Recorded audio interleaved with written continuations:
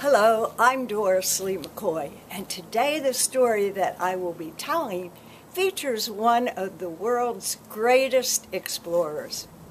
I was attending the NAPD conference in New Orleans, which is the National Association of Television Program Executives, and I started going around the hall and I came across a variety of booths, but my favorite was the one with Jim Fowler and Wild Kingdom.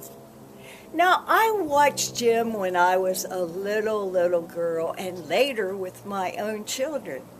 It was such a delight to see the many animals that he had found and was sharing them with the rest of his TV audience.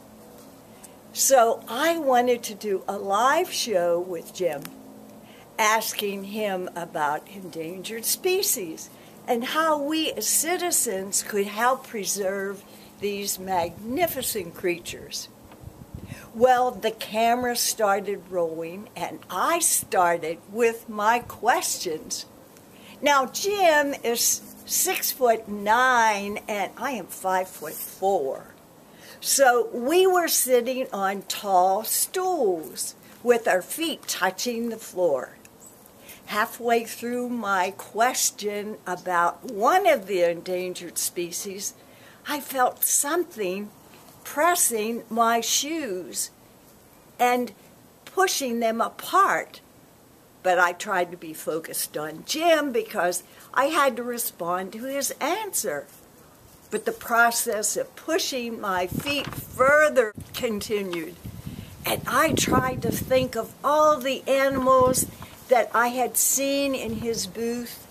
No, it's not the llama. No, it's not that huge African frog. And not even the bald eagle. And then I asked myself, what could it be? Because the pressure continued. Then I made a grave mistake.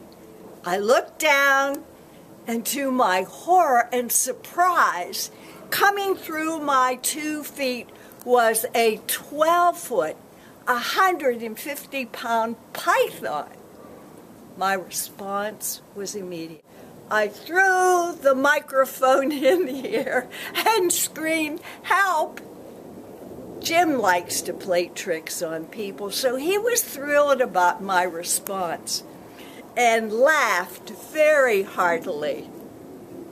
But we were on live television, so I had to continue the show, pick up my microphone, but I was starting to feel like an endangered species myself.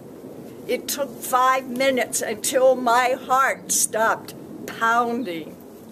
But after the show, there was a wonderful surprise. Jim said to me, "You handled that so smoothly that I think you should become a member of the Explorers Club." I was thrilled because this is a group of people that are the ultimate explorers around the world. Later, after completing 2 major explorations in the field with my friend Gail in Alaska with killer whales and later with brown bears, we were accepted into that wonderful, daring, and adventuresome group of people. But a warning, when you are around a group of die-hard explorers to remote parts of the world, you may want to be careful of what might happen to you. In another video that I'll tell you about later was my second event in which Jim once again frightened me to death. Thanks for being with me, and I'll look forward to talking with you a later date. But in the meantime, look up this wonderful book with stories that will really touch your soul and your heart. Visionaries change the world, they make commitments, and then they take action. Goodbye.